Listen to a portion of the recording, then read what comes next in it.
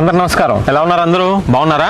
బాగుండాలి. పక్షవాతం నడవడానికి కష్టమైద్ది, తినడానికి కష్టమైద్ది, వాళ్ళ కాలకృత్యాలకి వెళ్ళడానికి కూడా కష్టమైద్ది. ఆ దుస్థితి నుంచి ఎలా బయటపడాలన్నది నేను మీకు మంచి ఔషధంతో మీకు చూపిస్తాను. ఎలా చేసుకోవాలో చెప్తా, వాటికి కావాల్సిన ఏంటో చెప్తా. నేను మొదటగా మనకు కావాల్సింది ఏంటంటే కానుగా చెట్టు యొక్క వేరు. చూసారా ఎలా ఉందో? ఒక వైపు వేరు తీసాం మనం. వేరు యొక్క బెరడు అంటాం, ఇది వాడతాం మనం. ఇది ఒక 10 గ్రాములు తీసుకోవాలి మనం. ఈ 10 గ్రాముల నుంచి తీసిన రసం తీసుకుంటాం మనం. వెల్లుల్లిపాయ ఇది ఒక 5 గ్రాములు తీసుకుంటాం అండి. ఈ మిరియాలు ఒక 2 గ్రాములు తీసుకుంటాం. దీంతో మనం ఔషధం చేసుకోవచ్చు. చూపించా కదండి, ఆ బెరడు వలుపంతా తీసేసి చక్కగా ఇది 10 గ్రాములు చక్కగా దీన్ని మనం దంచుకుంటాం. కొద్దిగా నీళ్లు చేర్చుకొని దంచుకుంటాం. నూరుకున్న తర్వాత దీన్ని ఏం చేస్తామంటే ఈ పేస్ట్ అంతా కాటన్ గుడ్డలు వేసి పిండుకుందాం అండి. పిండుకుంటే చూడండి రసం దిగుతుంది. చూసారా ఏంటి ఎలా ఉంది? టీలో ఉంది కదా.